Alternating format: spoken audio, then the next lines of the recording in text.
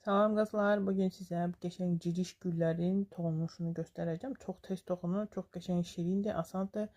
Dekor üçün istifadə edə bilərsiniz. Saç aksesuarları üçün istifadə edə bilərsiniz. Nə istəyirsiniz istifadə edə bilərsiniz. 2 rəng eləyə bilərsiniz, hamısını eyni rəng eləyə bilərsiniz. Özünüz seçin. Mən 2 rənglisini göstərəcəm indi. Deməli, ilk ilməmi belə yaradıram həmişəki kimi. YouTube'daki bütün videolarımdaki masterclasslarda bu metodu istifadə edirəm. Deməli, 4 dənə zəncir toxumalıyıq. Bu ilk ilməni heç vaxt saymırıq. 1, 2, 3, 4.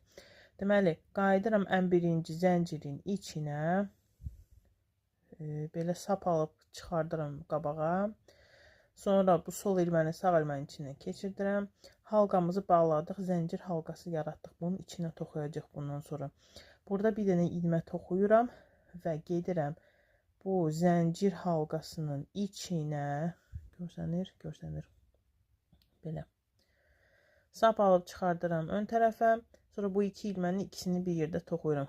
Bu bizim birinci atmasız sütunumuz olacaq. Bunu markerlə işarə eləyə bilərsiniz. Sıranın sonunu buna bağlayacaq. Deməli, bu 1, 2, 3, 4, 5, 6.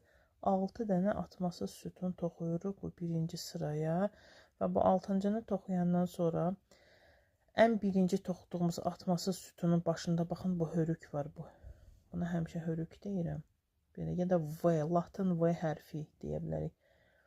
Baxın bunun başına keçirəm. Sürüşdürmə ilməsi ilə bağlayıram. Bu bizim birinci sıramız bitdi. İkinci sırada bu popcorn ləçəkləri düzəldirik. Bu ləçəklərin adı popcorndur. Deməli 1, 2, 3.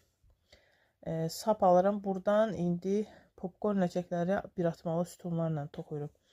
Baxın bu bizim bu 3 zəncirimiz hardan çıxır. Baxın bu hörüyün içindən.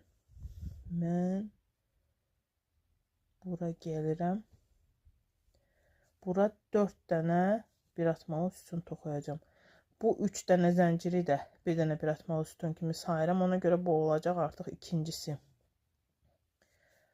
3, 4, hamısını eyni yerə toxuyuram. 5,